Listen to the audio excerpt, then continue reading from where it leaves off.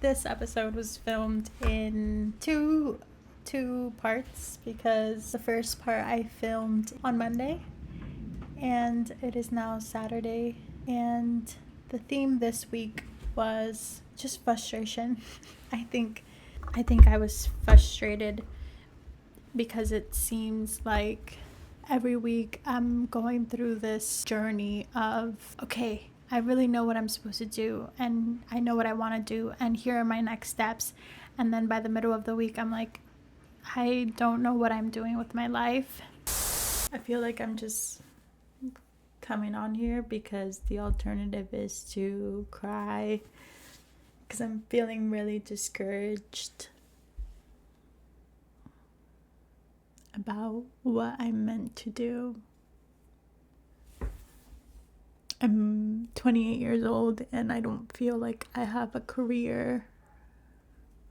I don't have a career. I spent my last 4 years somewhere and I thought I was growing as a person and in my field, and in the end, I wasn't thinking about myself. I was just doing what was best at that time for the company, and I'm just coming out of it just feeling like I didn't really actually grow in my knowledge and development, because I just feel severely underqualified for any role. I'm applying to jobs that I feel like I'm somewhat qualified to do because I need a job, and then getting rejected from something that you don't even want is, I don't know, a different kind of fucked up. And I realize that I think I am operating with the assumption that I'm just going to decide that I am this thing and then I'm just going to magically be it instead of acknowledging that there is a journey to be that thing. I did watch a couple of videos that I want to talk about because I think that they were very helpful in this journey of accepting that this is part of the process and accepting that even though I'm not where I want to be, that doesn't mean that I'm not going to get there. So I won't be sharing the videos in the order of which I watched them because it was quite a journey, but I will share them in the way that I think you should watch them to get to the destination a lot faster than I could. So the first one was obviously Dochi's I Got Fired, Thank God video, which is just her saying that she doesn't really care if she got fired from this job because it's not really what she wants to do, and that now she has nothing to lose and she's just going to put herself out there. It's extremely empowering, especially because we now know where she is. The video taught me that we all have to hit that moment where we're just like, I have nothing to lose, so why the hell not? And I think I was in that point before I quit my job, and then after I quit my job, and I continue to find myself in that point because I still think that I am holding on to little pockets of my old life. I keep applying for jobs that I'm secretly hoping that I don't actually get, because I know that if I get it, I'm gonna have to take it. Before I quit my job, I was still debating with myself. I'm like, should I quit my job? Does this make sense? No, I'll give myself more time. And I just keep, I know I have nothing to lose, so why the hell not? But I still have almost a safety net, something to turn back to.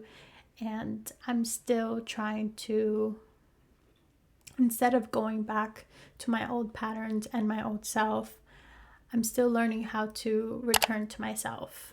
And until I figure that out, I feel like I'm going to continuously find myself in this loop. So I think this video from Dochi is one that I'm going to be revisiting a lot, as a reminder to not lose focus of what I want and what the true vision is.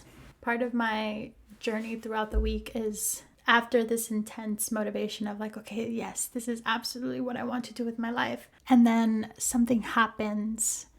And then I'm just like, am I meant for this? Like, I'm just so, so Heaven Sent Honey posted this video. It's called A Very Honest Guide for How I Stay Motivated. And I absolutely love her approach. It's not like tough love, because sometimes tough love can feel like, why are you talking to me like that? I don't know you. Bitch, I don't know you. I don't fucking know you, bitch. You can pipe down. I'm TT. But she's just very honest about her experience.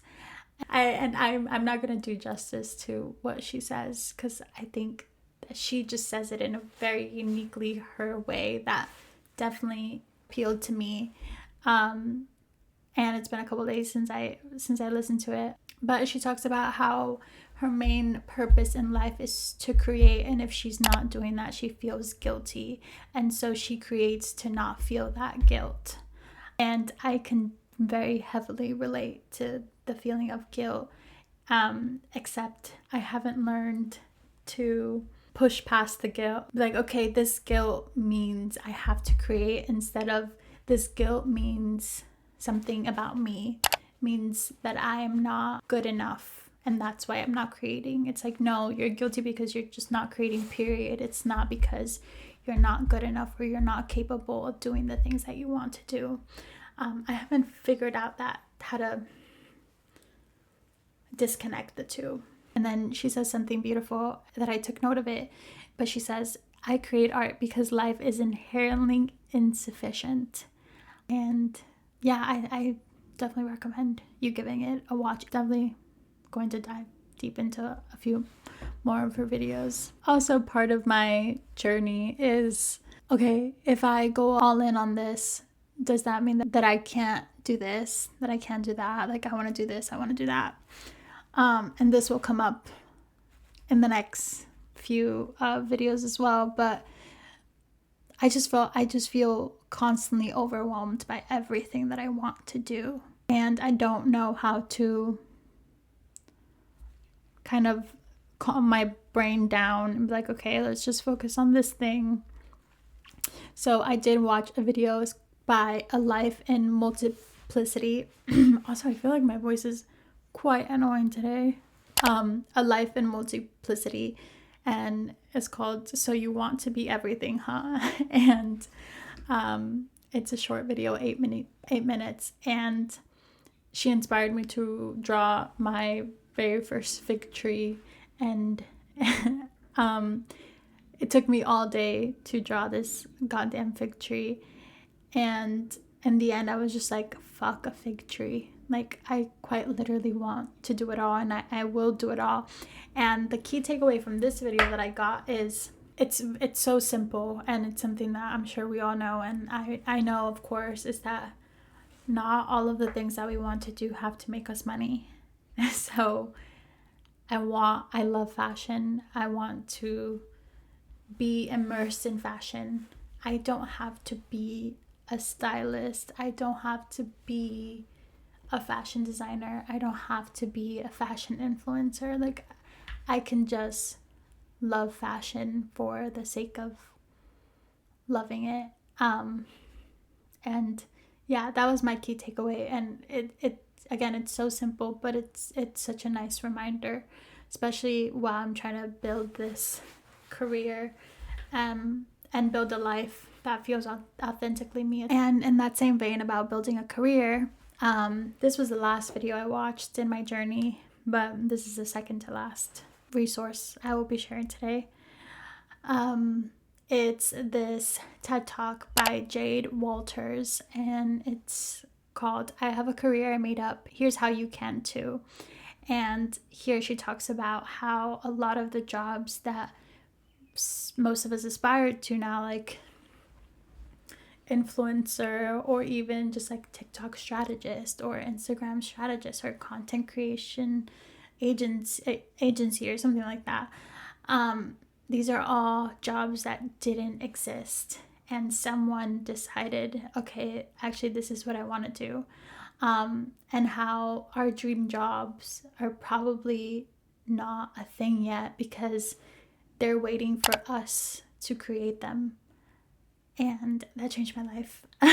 And that kind of helped me hit that epiphany of like, okay, I don't know where I fit in this space yet, but it's not that it might not be because I haven't found it yet. It might just be because I have to create it.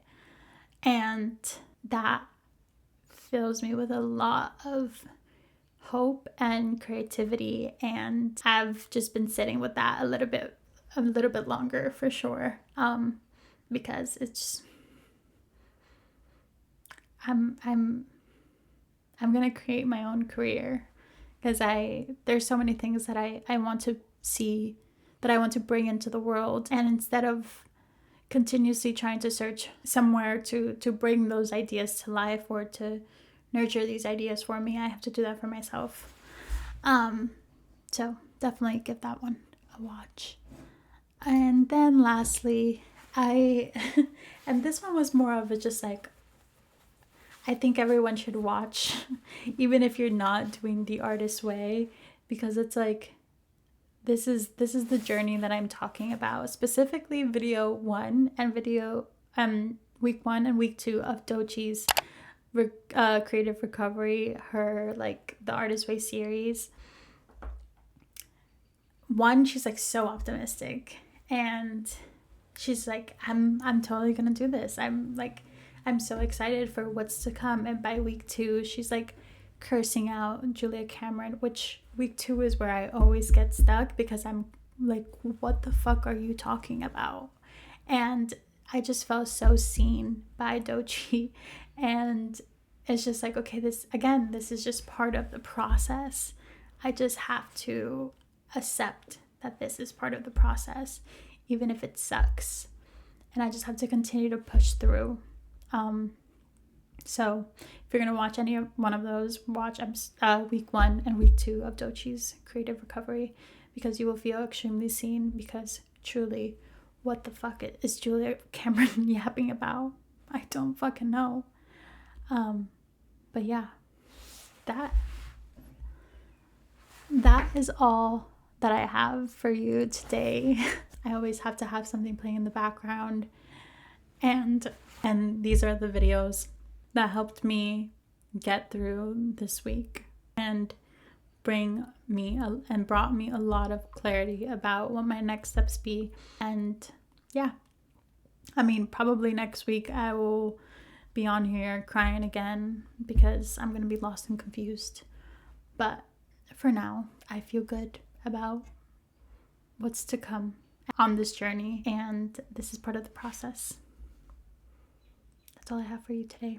Thank you so much for watching, and yeah, I'll talk to you soon. Bye.